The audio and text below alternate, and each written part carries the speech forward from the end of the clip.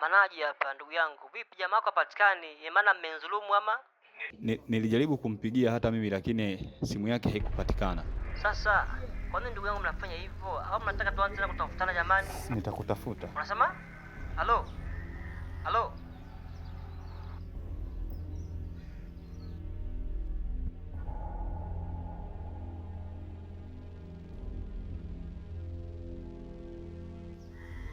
Samahani. Umeniita?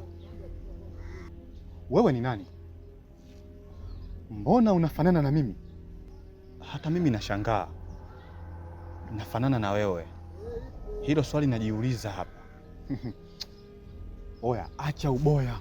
Sijawahi kufanana na mtu wa aina yoyote kwenye huu ulimwengu. Sikiliza. Huko kunifananisha, hebu nenda kamfananishe baba yako. Mimi mwenyewe najiuliza hilo swali. Lakini binadamu ni wawili wawili.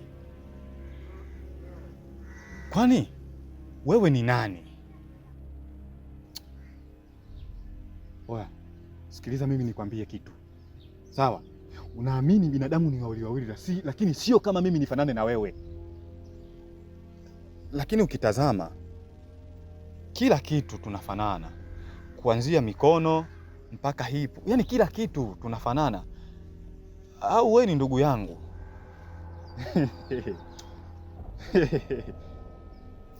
Eh? Sitaki niamini ninachokiona hapa mbele yangu. Na sitaki uniaminishe hicho ambacho nakizungumza. Umenielewa vizuri? Mimi wewe sikufahamu na siwezi kufanana na wewe kamwe. Sijui unanielewa?